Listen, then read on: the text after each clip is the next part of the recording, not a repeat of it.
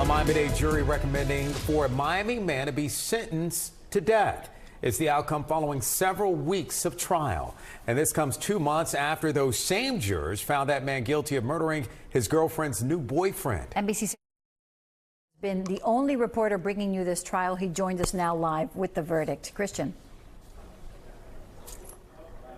Yeah, well, it took 6 days for these jurors to come up with a guilty verdict on first-degree murder. But today, in less than an hour, those same jurors recommended death.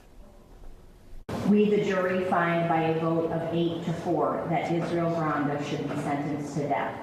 Ysrael Granda, from a jail cell, ordered his girlfriend's new partner, Jose Soto, killed. Today, more than a decade after the murder, jurors recommending he too should die. After the verdict, Granda's family in disbelief and in tears. The defendant showing no emotion. He planned.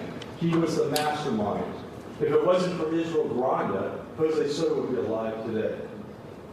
That's why he can receive the harshest sentence.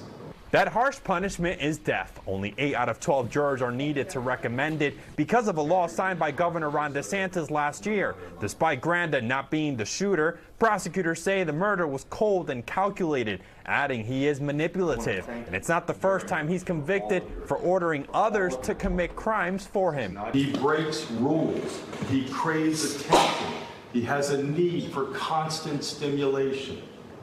That's what this defendant is about. Granda's attorneys fought for his life to be spared, described an opposite man with a traumatic childhood, a victim of assault, suffering from brain problems. Defense putting the blame on the girlfriend, Lisiana Quintero, who pled guilty and only got 13 years in prison for helping kill Soto, her new boyfriend. While she's screwing Soto, she's also planning his murder.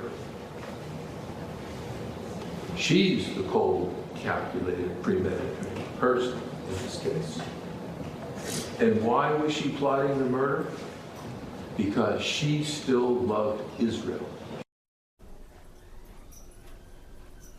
And again, today's verdict was only a recommendation. Now defense attorneys will try to convince a judge to go against what jurors recommended and choose life in prison instead as a sentencing. That hearing scheduled for later this year. We're live in Miami tonight. Christian Colon, NBC6 News.